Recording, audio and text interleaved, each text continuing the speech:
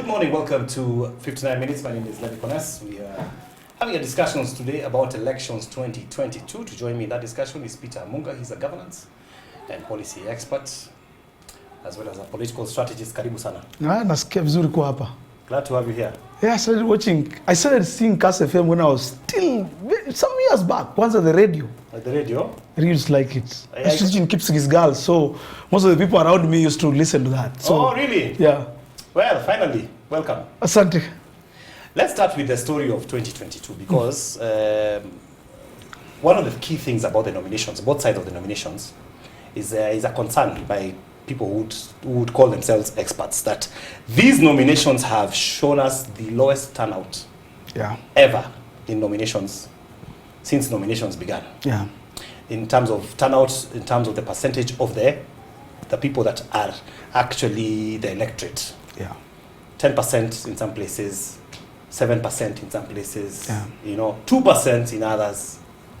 What does that tell us about, does that give us any message about the elections that are to come? Is it just people are busy and they're just looking for the main game? What does it tell us?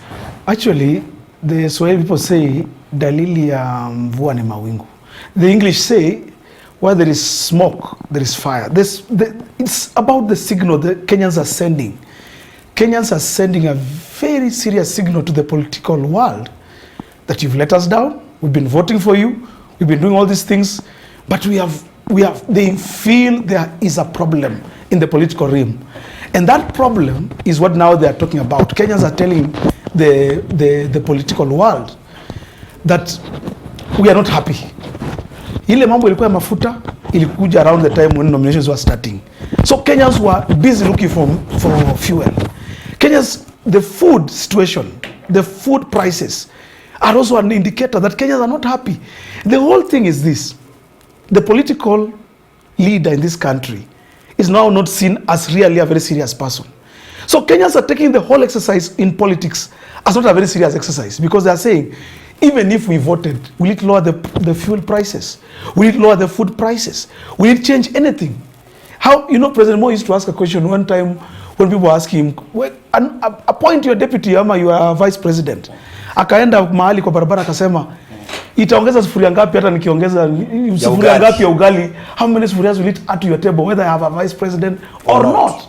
And that is the mentality that is creeping into the Kenyans. So what, even if we went for those nominations? So what, even if we elected so and so? What value does it add? And so it is a warning to the political leaders in this country that if you want our votes, show us your seriousness. Show us what you bring on the table. And it is also becoming a game of, Levi is also becoming an issue of blackmail. Kenyans are also asking, transport me to that place, pay for my going there, pay for me to vote for you. Now it's now there. I was on the ground. I belong to the NC part of the Kenya Kwanza. And in Sabatia, where the Musalia comes from, there was a nomination on Sunday. Yeah. The constituency of where Musalia comes from, the person who won on ANC ticket, won with 800 votes. Out of a voting constituency of around 70,000 people.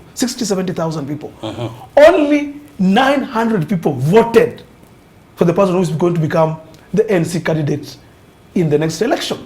And I was asking everybody in Chavakali, in the markets, what is the problem? Kwani tunaenda kupiga kura ya nini? Inatusaidia na nini? Hajatupatia chochote, amejua tumekula namna gani? Anajua hata tuko na mafuta kwa pikipiki. So it is all now about also blackmail. Kenyans are also blackmailing the politicians. Do us, we do you. The nominations though, are they, would you say they are credible, believable? I mean, we have seen drama in UDA. We have seen drama in ODM. Yes. We have seen this new, I think these are the first nominations where there's a lot of what they call negotiated democracy. Yeah. Which is also causing problems because you could see in Mombasa. Yes, we have seen Shabal. There's a hue and cry there. Yeah. We have this problem now in Nairobi. Yeah. Some are saying, Polycarp is being imposed where other guys have been working for the seat for so long. You see, one time... What's happening with us? I told you normally speak, sometimes we laugh at him, but sometimes he says the truth. He called political parties kiosks za watu. These political parties are kiosks. They are not They are not owned by we who vote. We are actually bystanders in it. We really have no stake. We have no stake in them. Sometimes our stake in some of these things is a song like Rero ni Rero, we just sing the song. But that does not mean that we belong to Azimio. Azimio or ODM adds no value to the person in Shinyalu. Iko na wenyewe. Hiyo ni kitu ya wenyewe. The man in Huisero, where I come from, has no value, has nothing in ODM. ODM can come to Kakamega and say, this is the person we want for governor. They give somebody called Baraza, governor. This is the guy we want for MP. They give us the certificate direct in front of us. The MCS in Kakamega for Azimio or for ODM were appointed from the office. When people went for the nomination, they discovered there was no nomination. People had already been given the certificates. Yeah. So yes, in Busia too. Yes, it was in Busia. It was everywhere. So your stake as a voter, as a politician, maybe for IBC, but for political parties that we go for their nomination, actually we have no stake there. And tuambiane ukweli wa Kenya. The truth of the matter is this. Wewe kama Mkenya wa kawaida, ODM, Azimio, ANC iko na mwenyewe. Wewe pale ni kubebwa. Unaweza bebwa kwa gari upeleke upige nomination, urudi kwa nyumba yako. But in terms of I totally agree with you. Hii ni kiosk ya wenyewe. Mtu ameweka pale duka yake, nunua hapo ndani kama unataka. If you don't want to buy, enda. So then now that has given birth to the rise of the independent candidates. That's true.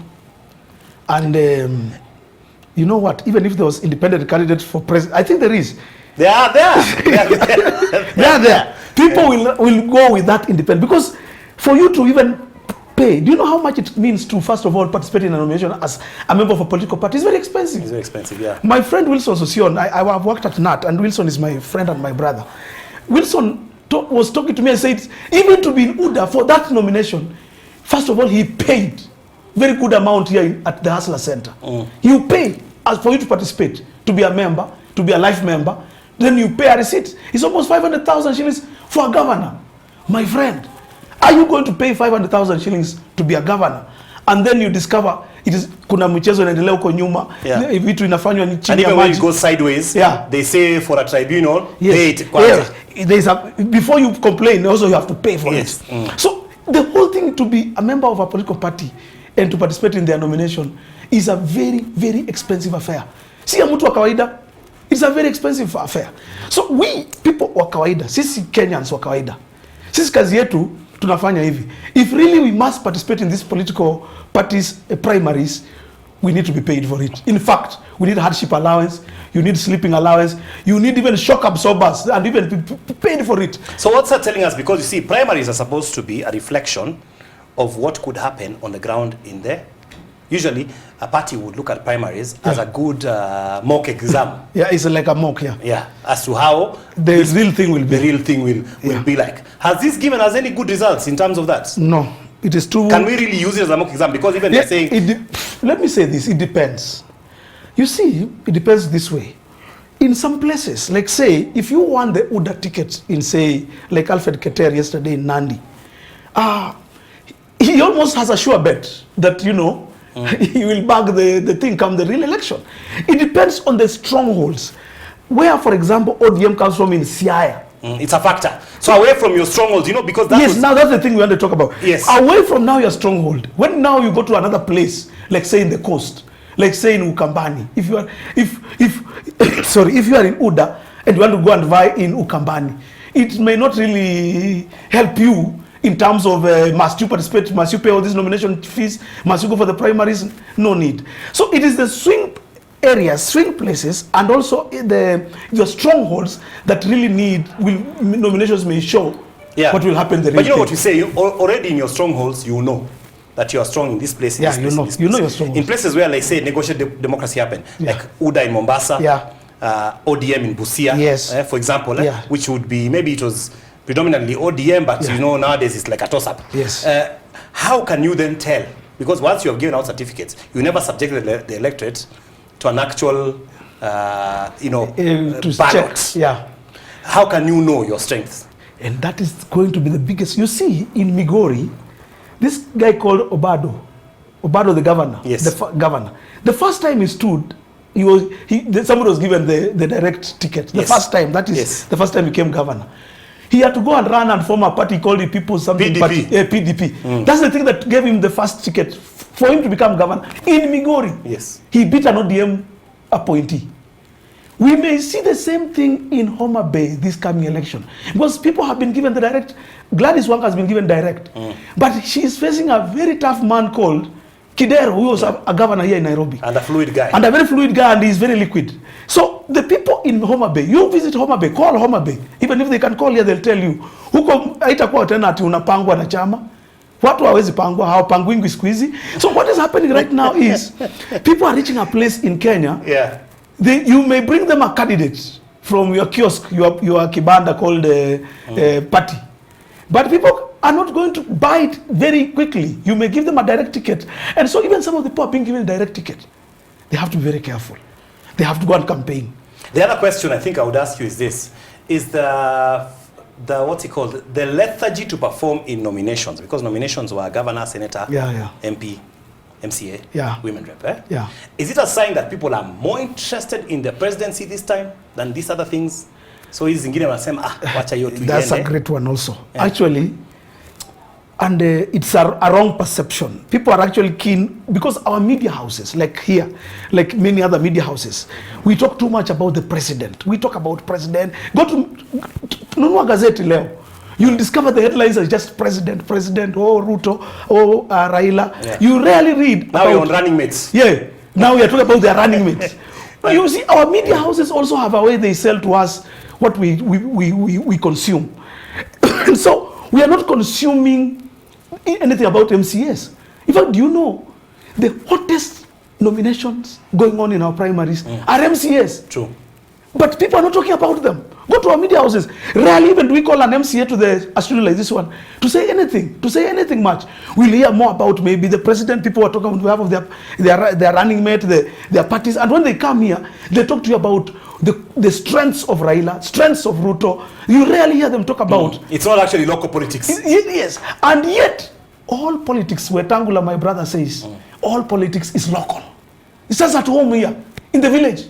More used to say, at the end of the day, kila mtu atarudi kwa nyumba yake, hata kama ni ya nyasi.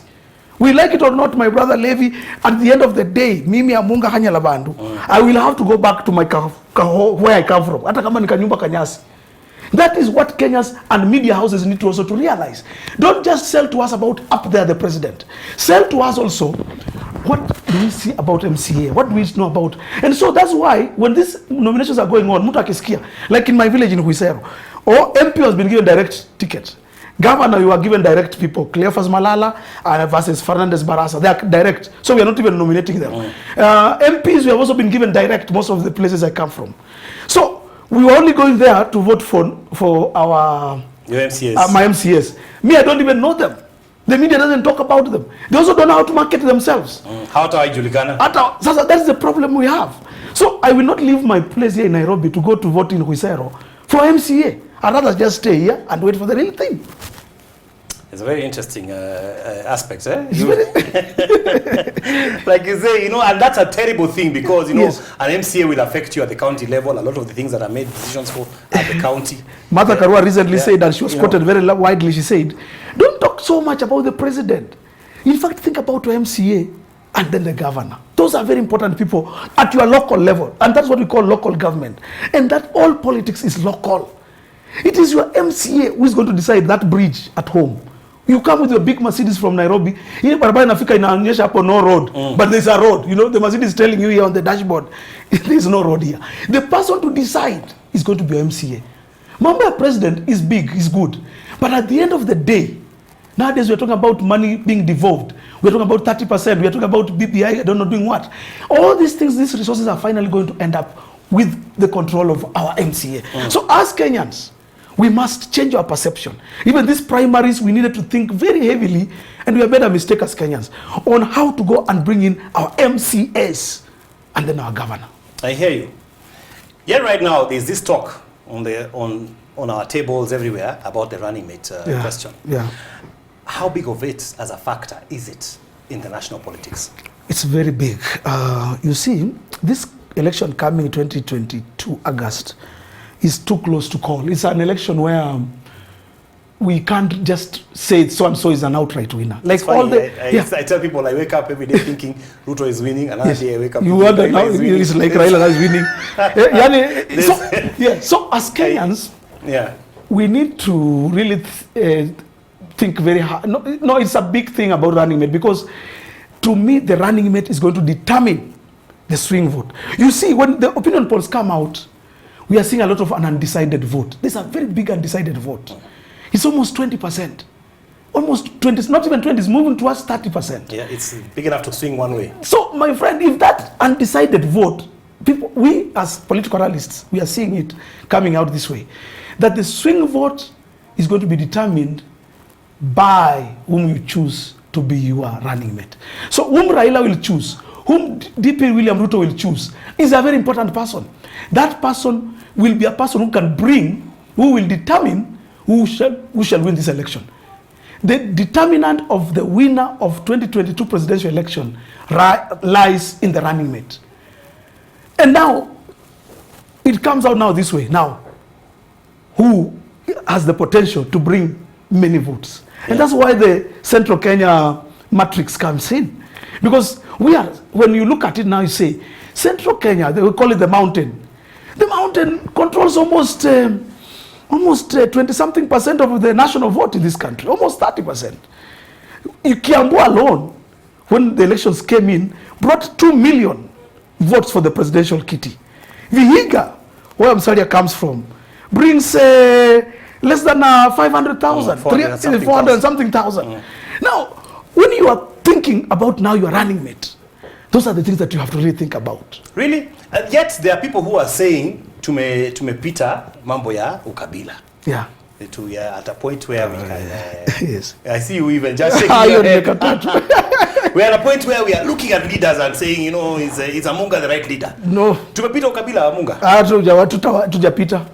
Moi alisema tutaendelea hivi for next so many years, because me, I'm a student of Moi. I taught in his schools, and I don't know, I'm a student of Moi. Me, if I was to write a book about politics, I will write using Moi as my barometer. And the guy was a political guru. That man was something. I worked under Professor Shiwani in the Kenyatta University. I was in that KYK in terms of just behind the scenes in helping. And surely this was by such a time in the morning, at 6 in the morning, Moi had the whole country at his fingertips. He knew what's happening. Yusuf Haji had already briefed him about Rift Valley. So I don't know, Angati or what was his name, he had briefed him about the coast. He had people, all these people, and these people who are not sleeping. They are people who knew the pulse of the country. Today we have leaders who think that you can sit in Nairobi, have your Jameson, and imagine that you know Kenya. You can't. Kenya is tribal to the core, and Moi knew how to play with this. That's why Moi had to win when multi-party began. You think we haven't changed? We have never changed. Because let me tell you, there is a perception. There are those who are saying, let me take Kudan as an example, that Dr. Ruto should choose somebody from Mount Kenya. That in the event that he doesn't, the Mount Kenya vote is at risk. Do you think that's true? No, on that one, I really don't think it's true, because something tells me how at Mount Kenya, the way those who love Ruto wanampenda bure. Yani, it's unconditional. I've been in the Ruto campaign. Sometimes I've gone with them to Muranga, to some of those places. Nyeri, the Nyeri governor is my friend. Kabisa, he was a teacher like me. We were with him in NAT headquarters. I've been to his house many times, and I listen to the way the people around him talk. I go to Nyeri and I listen. Wanampenda bure. Unajua kuna wakati unaweza penda mtu bure. Do you know that sometimes you can just love somebody bure kabisa? So what is happening in the love between Ruto and the people in Mount Kenya? I don't know, ni ile mambo tu ya kwamba waliona huyu jamaa somehow tunampenda. Then the other issue. So you think it won't be affected by... For William Ruto, it doesn't affect, especially in Mount Kenya. Because in Mount Kenya, he seems to have the people. They love him. And you know, Mount Kenya is not just Mount Kenya. There is Meru side of Mount Kenya. There is also the other side of Mount Kenya. So, and this... Yet for him, there are people who are claiming, there are some who are claiming, look, we were in UDA all along. And we were not here to just, play second fiddle to newcomers like Musalia has come in and Weta. And Weta. You know, I've listened to Rigathi talk. You've listened to that kind of I've talk. listened to that talk. Some are saying, you know what, we want this position for ourselves. If you swing over to Azimio, you've got guys who are saying the same thing. Now they talk of Martha Karua. Yeah, now they're pushing Martha Karua. And there are guys like Kalonzo saying, you know what, we have been here. Yeah, we have been here, and we have the votes. Yes, and we have the votes. How can we just... we can't just watch like this. So the thing is this. It's true. Mount Kenya has stake in this election. A big stake. They are the people who vote. They vote. We can't ignore them. You can't be a presidential candidate and you ignore Mount Kenya. You'll be a joker. You'll not be talking. But let us also remember, Raila has also been performing very heavily and very well without Mount Kenya. Mount Kenya gets very little votes, but somehow he performs. He gets votes. Do you know, the issue is not about now Mount Kenya also. As a presidential candidate, you must think about Mount Kenya. But also, when you think about the running mate, you must also think about the swing states. In America, we call them the swing states. Yes. But in Kenya, we call them what now? The swing counties. The swing counties. We are talking about Ukambani, Makueni, whatever, these Kitui guys. Then we come to Western. These are swing. Then you go to Coast. These are people who matter a lot. And that is why BBI was being cooked, because it was to bring in all these people to make sure that all of them, appease guys. Yeah, to make them that you guys, you can have this, then we'll have this, then you're able to fit in this matrix. So right now, without BBI, and why it is a headache for all the presidential candidates. Hard sale now. It's a big thing. You don't know, if you name Martha Karua today to be a running mate, what happens to Oparanyas and the guys in Western who have always been singing around your song? True, by the way. Tibim, Tialala. All these people from Coast, Joho, utamfanyia nini sasa huyu Joho? Na amekuwa kimbanga hii Tialala. And if you name Martha and Ruto has named Musalia. Now, if you name Martha, in fact, that's what I was coming to. You name Martha, Ruto names Musalia, you can be sure. Western yote, umepoteza. Imeenda upande ya Kenya kwanza. And they are thinking, and I think it's a chess game. Make your move, I make my move. And that's why you saw, Azimio headquarters, they wrote a letter to IBC. Is it to IBC? And they told Chebukati, you can't force us to name a running mate so quickly. You have to give us our time. We will not be in a hurry. And yet he has said the date is 28. Yeah, but Azimio has said, no, we are not going to go by that date. In fact, they'll even go to court. The reason being, is a jigsaw puzzle. It's a puzzle umeweka hapa. It's a chess game. If you put Martha there as your queen, you know you're playing chess, queen, then you have to really know utaiweka wapi for this game to end, for the game to win the game. So it's a tricky thing. And I have to say this, all these people are actually very able. Martha is able. Even Rigathi brings the votes. You can't underestimate Rigathi. Waiguru has been a governor. You can't underestimate her. In fact, she beat Martha Karua in Kirinyaga. Martha Karua went even to, I don't know, to Hague, or was it to East African Court? She went high. She went to all the courts, but she didn't win. But so Martha won. Let's not assume that one. No, I mean, Waiguru won. Waiguru won. So we can't underestimate all these people. Musalia Mudavadi, don't underestimate him. Don't underestimate Weta, the fifth. We call him Weta, Babu Aroma, the fifth. That's the name we keep calling him when we meet on the roads.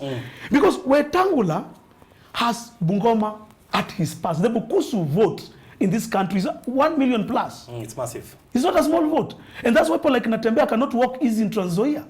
Because if Wetangula goes on the ground in Trans Nzoia, Eugene Wamalwa has never won a seat in a political elective seat in that area. He won when his brother had just died and was just, kind of sympathy.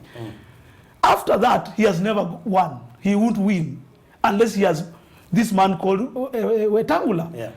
What about the headache that is DAP-K? That headache, Azimio itself has killed it. By going to Kakamega and announcing Fernandez Baraza to be the direct ticket and calling him governor. And there is Savula. We all know Ayub Savula. Savula is a very strong politician. He has been on the ground campaigning to be, and is in DAP. He's actually the assistant party leader right now in DAP-K.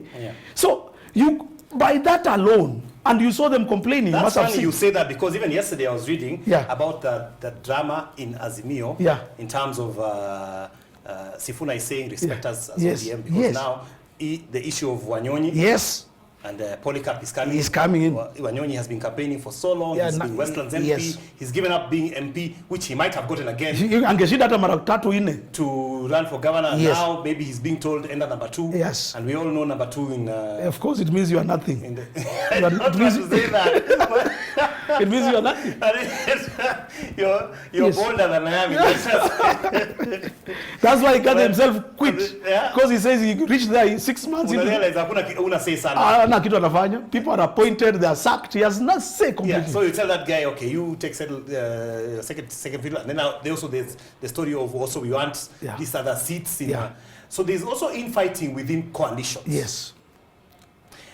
How potent would you say it is? Because even UDA has got its fallouts from nominations. Although I see they are trying to really, I think they have a meeting today or tomorrow. They have a meeting, but I can assure you, to try and galvanize. It's very difficult. I've listened to Naivasha, UDA, the complex was that why in Naivasha.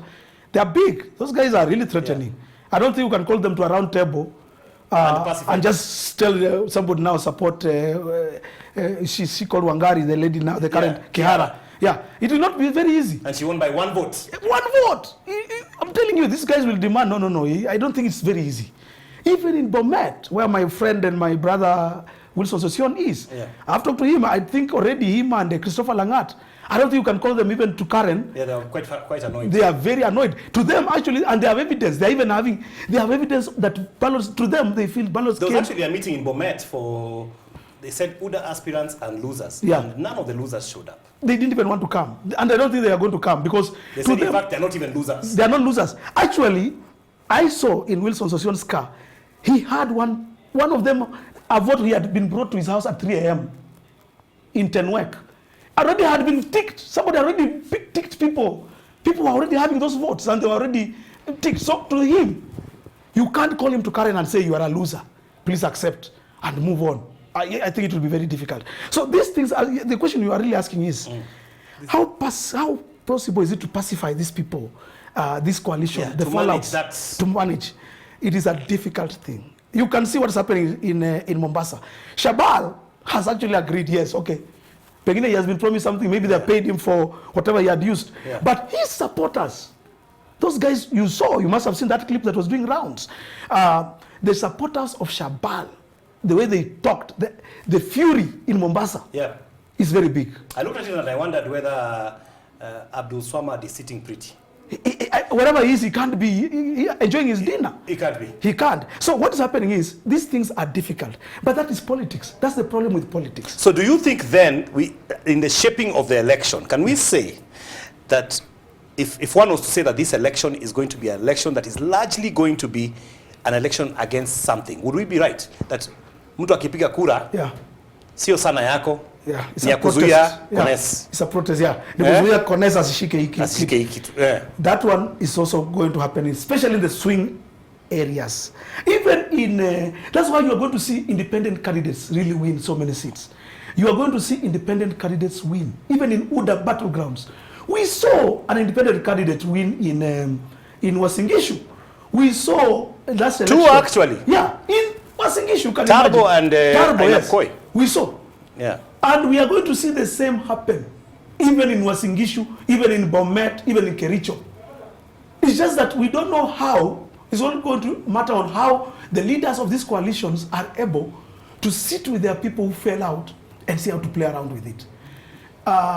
If I were in a coalition, if I was managing a coalition, if I have strong candidates in, say, in Trans Nzoia, or in Kericho, I have Charles Keter and I have Eric Mutai.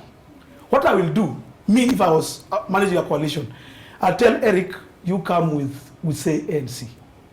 We don't want fallouts. Come with ANC tukutane kwa main election.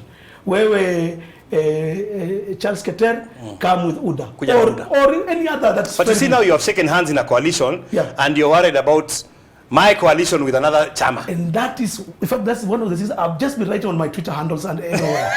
I am worried about this thing. Like say, the ANC party, which I really support.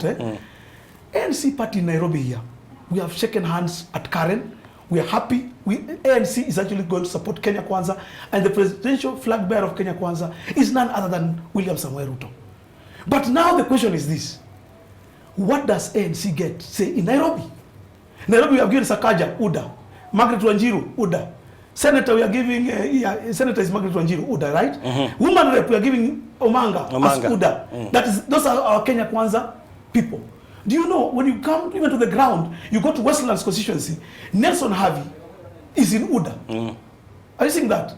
You go to almost all the constituencies in Nairobi. All of them, almost all of them have got UDA candidates. Then now, ANC comes in as a party. We also have our people. We have our candidates. Like in Westlands, there's a lady called Sylvia Mulama. What is she going to get? What are we negotiating in these coalitions? And remember, somebody asked, what is on the dinner table? What's on the dinner table? What's on the menu? Then you go to newspapers, you start reading things like Musalia will be given a minister somewhere. So at the end of the day, there's going to be also a big problem. And the coalition leaders must start thinking about what are they rewarding their fellow coalitions. So do you think that if there's a fallacy, people said, we are getting together now, we are not discussing positions? Yeah, there was that thing that sisi hatutaongea kuhusu position. Sisi tunaongea kuhusu Kenya kwanza. Ni Mkenya. Sisi hatutaki mambo ya positions. Position tutaongea hatutaki. But it is going to come in. It's going to come in, my friend Kones. Because whether we like it or not, politics is about sharing.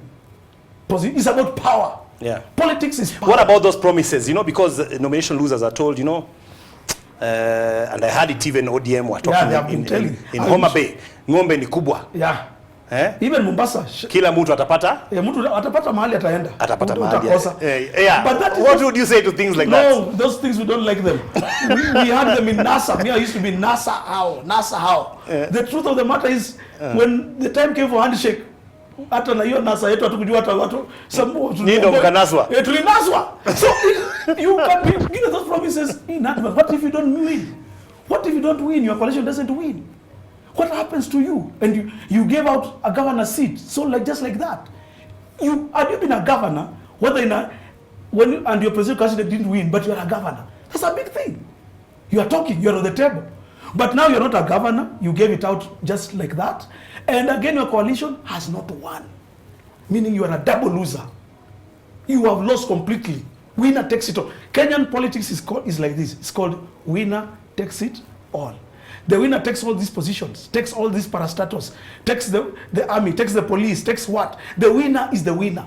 Sasa your person whom you're supporting has not won. What happens? And as we have just said here, sometimes you wake up in the morning, you think, Ruto amechukua kitu. Sasa zile unaamka unaanza kushanga, ama Raila amechukua. So imagine now if you are a candidate, a whole governor. Oh, I'd hate to be one. The pressure is immense. Sure, you can imagine. You are being promised that sisi tukichukua kiti, we'll give you something. Usiende huko. Wewe kama sisi usifanye hivi. Tutashinda. Yeah.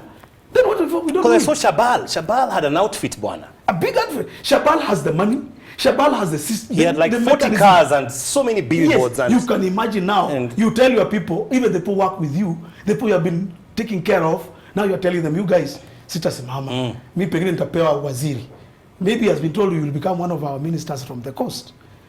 My friend, what if Azimio does not win? What happens to Shabal?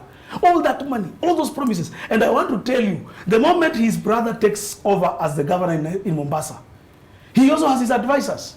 He has people who also want to eat bread. Yeah. There are people who also sit with him in his kitchen cabinet. Watamwambia huyu jamaa amekuwa akituoppose hapa bwana. Sasa unampatia kitu gani? Wachana na huyu mtu bwana. Tatuletea shida kwa hii county government yetu hapa. And so these things come on the table. And your advisors, my friend, ule mtu unaona kiongozi pale mbele. Ule ni kiongozi. Hapa chini ako na watu. Wale watu wana advise huyu kiongozi.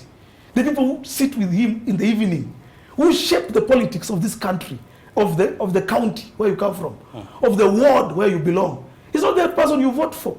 There are other people down here. And those are the people who will nominate, who will give power, who will share the power that your friend wins. If Musalia wins, me I not go to Musalia's office. I know the people in Musalia's team. I know the people who sit with him in the kitchen. I know Kabatesi, I know other fellows whom I look for. Maybe I don't need to go and see Musalia. If William Samoei became the president today and I want something in his government, me I will not even go to Samoei's house. I know people. You know the guys well. I know the guys who pull strings. I know how to look for them. Nikiongea na yeye, najua vile atafikia Samoei. I know how Samoei will help me.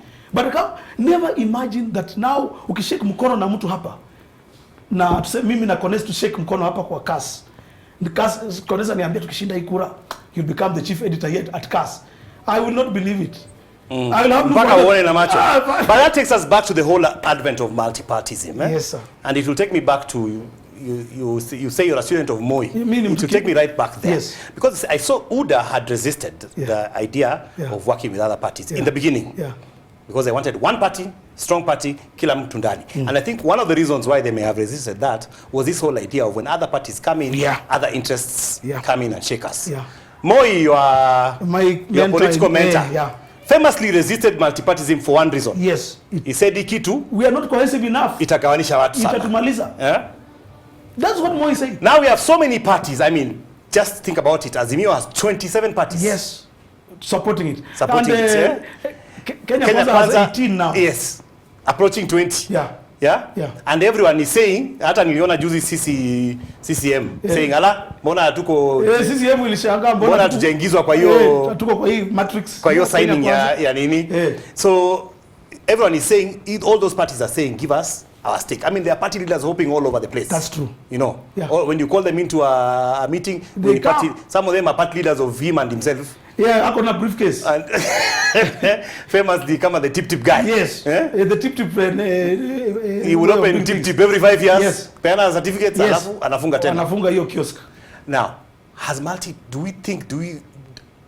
you think that we should have reached a place where we should have had 2 or 3 parties? Yeah. You know, and dismissed all the rest? Because every day registrar is also getting requests for new parties. Hata ni mbaya tu. I tend to think, that's why I told you mimi ni mwanafunzi wa Moi. And Moi alisema siasa ni mzuri ndio. Siasa mzuri, maisha mzuri. Lakini siasa mbaya, na siasa mbaya ni hii tunaona. Hii kitu tunaona saa hii, my friend, ndio tunaita siasa mbaya. Because I think the people in UDA had the Moi mentality. Some of them must be students of Moi. They wanted UDA to be a strong thing. These are the people also who are behind the Jubilee thing. When you saw Jubilee come up, the day Jubilee people hata walizima other parties. Wakasema hata URP nini New Ford Kenya yote. Zote walivunja kabisa, wakasema tutaenda tuna chama inaitwa Jubilee. That's what they went with. And you know they won. And they did very well. In ODM hii yetu ilikuwa inaitwa NASA. NASA ilikuwa na shida kubwa. Sisi tulikuwa NASA but through ANC. Kulikuwa na NASA ya Wiper. You go to Kakamega unapata the problem became that now after that how do we share the political parties funds? Yeah, they call it friendly fire, but it turned out it wasn't friendly. It was very bad fire. And that is what you are seeing even when you see Kalonzo making noise. Kalonzo knows that is where the problem is. That MOU Kalonzo tried to produce and tried to sell. He was telling people there were other things we agreed on, but they have never happened. It is true. Multi-party came when we were not ready. Do you know, a banana is a good thing. As a teacher, I used to tell my students, a banana is a good thing. But if you eat a banana before it is ripe, ata tumbo, ata unaweza uwawa, it can even be poison. But at the right time, Kenya was not yet right. We rushed multi-party politics too quickly. And so by the time we will get ready, when we will be cohesive, Moi's words were, we are not cohesive enough. That word cohesiveness, hiyo ni neno kubwa. Americans are cohesive. That's why unaona Mwafrika kama Obama anaweza pita katikati na ashinde. Yeah. Na ingie kabisa na akuwe president 2 terms. That is called cohesiveness. Ni Mwafrika sura kama hii yetu. It's interesting. You know, yesterday I was listening to a conversation about Uasin Gishu politics. Yes. And you do know about the UDA nominee. I know. Yeah? Koti moja ama? Yes, now there is some siasa about where he comes from. Yes. I also follow that. You follow that story, that he comes from the same place Mandago came from. Yes. And now they want a deputy who is also from the same place. Kila mtu anataka kuwa balanced, sasa wanasema na sisi itakuwa namna gani. Na sisi tuko aje sasa. So UDA has won the seat, but inside the inside politics. Yes. And the same thing is that cohesiveness you're speaking about. Is that cohesiveness? Hatujuani kwamba we are one. And that is what is disturbing kitu ya running mate. That cohesiveness haiko. We are yet to reach a place and say, Kenya, hata tukichukua Musalia is a good economist. Let's give him number 2 in UDA because we want him to help us. Now to Mount Kenya wanauliza, ama UDA iseme, let's give him the Minister for Finance. Waluya wanauza hiyo ni kitu gani? Kitu kidogo hiyo. Ni kitu kidogo. We want deputy president. Because of that cohesiveness, hatuoni kwamba the serikali ni yetu kama Kenya Kwanza. With our government, we're not there yet. Anyway, even the issue about coalitions, you know, it was rushed in parliament. And the reason was to try and come up with something to help Azimio so that they lock out UDA. Because UDA was looking very strong on its own. Yeah. It's just that UDA people also, I think they must have... And lock in guys like Kalonzo. Yes. And lock and bring, that's the whole thing. So it was issue of cohesiveness not there. Yeah. In Ukambani, you must have seen the tweet from Kibuza Kibwana yesterday. Yes, he said he's not involved. Yeah, he said it doesn't mean answer kushanga. Huyu Kalonzo is very hard to work with. These are same people from Ukambani. They are all in Azimio. But you can imagine, they are no longer now seeing that it's Azimio. You see Charity Ngilu call a meeting of women and say, it's Martha. She knows her own brother, her own tribe mate wants this thing. But she comes and says, no, since now we are talking about a mwanamuke. She nominates a person, a woman, who has always opposed to Baba. Martha has never stood with Baba in any place. Martha has never, in fact, Martha, to me, as a political analyst, I wouldn't, if I was to say who can bring in more votes for this Azimio coalition, honestly, if I was to sit on the table, I'd talk of Kalonzo. Martha has not even been winning votes. Martha has an issue, to me, that is. Yeah. But at the same time, I noticed Kalonzo alisimamisha Malombe. Yeah, now you saw that now here in Nairobi, eh? Yeah, huko Kitui. Kitui, yes. To oppose, you know. To deal with his sister. To deal with this lady. That is what we call it non-cohesiveness. I think the key word in this today's interview, the word we should all learn, Moi used, we are not cohesive enough. So many years later since Moi left in 2002. Today is 2022. It's 20 years since Moi left. We are not cohesive enough. We are not cohesive. We are yet to even understand what is cohesion. In fact, somebody has yet to talk to us Kenyans, to sit us down. Even our churches are not cohesive enough. Our schools are not cohesive enough. Our curriculum that we are teaching in our schools does not bring cohesiveness. Mashule ni ya matajiri zingine, kuna wale wako hizi mashule, kuna wale wanataka. We are not cohesive. We can't reach a place and say, these schools are national schools, we can go to any school. No, we are not yet there. We are not. Churches are not. You are in SK, you are in whichever church, you are not cohesive enough. Yeah. And that is the issue that Moi worried about us. You are talking about registrar of societies and political parties. My friend, everyone can go to see the registrar of churches in this country. The churches prop up every day. True. Every day there's a new church. There are more churches in Huisero, where I come from, than bars. Yeah. Hii bar ni kidogo sana. There was a time Ida mentioned Nakalimu about it, but I think she had a point. The point was that. Yeah. The point that she was talking about is, why don't we do make sure that all these churches of ours come manageable enough? Yeah. They're not manageable. That's why somebody can come on TV like this one, be preaching to us with an M-Pesa number, and we send Sadaka to him. I don't know if he's really a preacher. Does he even listen from God? You know, and that is also has crept into our politics. It has crept into our health sector. That's the more he says, siasa isn't it sad that the NSIS can tell us that they can project that 40% of the electoral positions will be taken over by criminals? Yeah.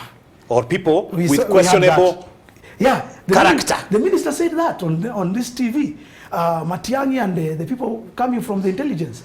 They told us the way things are... They're not telling us that they'll stop it. You need information. Yes, they're giving us information that criminals are the ones who can afford. The rest of us can't even afford. They're telling us. So this country has to be... And you know, that's a very sad stuff. Very bad. Very bad. Drug traffickers, peddlers, all of these guys are the guys who will be taking over these counties. Who, tell me, Conness, me as Amunga, can I go to Kakamega County? I'm a good leader, I'm sure. I've been a head teacher of a school, I've been what? But can I go to Kakamega and tell those guys that I want to become governor? Will they even listen to me? What is it that these other people have that Amunga doesn't have? And I think that's what NSIS was trying to say. Most of them have money. In Kenya, how do you make money? A teacher like me who pays taxes and all this, can I make money to become a governor? Can I? To run a campaign even for, do you know for a week. The other day, Oparanya asked some friends of mine who wanted to become senators in Kakamega. He called them into a meeting and asked them, you guys, how many of you here have money, first of all, for your agents? Kakamega County has 999 polling stations. Your agents alone, do you have money for your agents? Yeah. I had a young girl here yesterday from Kirinyaga County. She just won the women rep. She told me she had 700 agents. Yes. And they were all demanding 2,000 bob. Yes. 1.4 million. 1.4 M. That's just for hiyo elections. The days before. She told me her competitors walikuwa nalipa wengine 3, wengine 4. Yes. So my brother, it's a very expensive thing. The problem therefore is what we got more again saying. Na hiyo si lunch. Hiyo si hujatumana lunch, utumana maji ile wanakunywa hapo. They can't just sit there doing nothing. You have to supply them with water. You have to supply them with fuel. Pikipiki wapeleke mahali wanaenda na kurudi. Yeah. Na paka ufanye kuna mambo ingine ndogo ndogo. Kuna other logistics. I was involved in the Matungu campaign when we wanted to bring, ANC was fighting it over with ile moto matu ya Matungu. Yeah. I sat in the planning teams.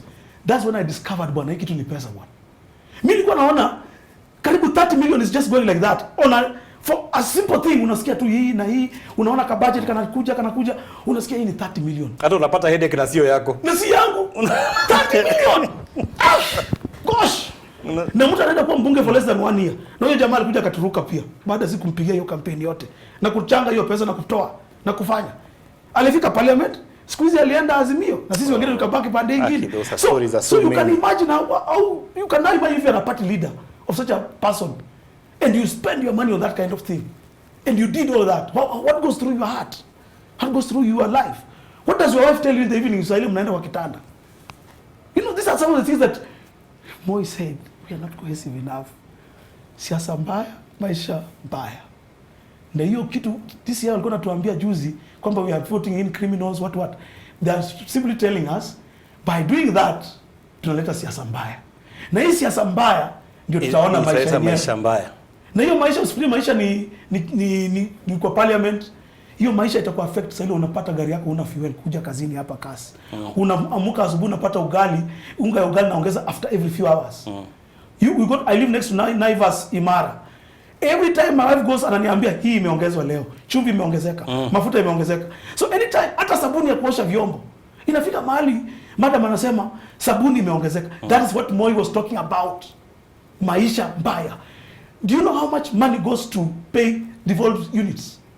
The money that just goes from the central government to the devolved units. We were not ready.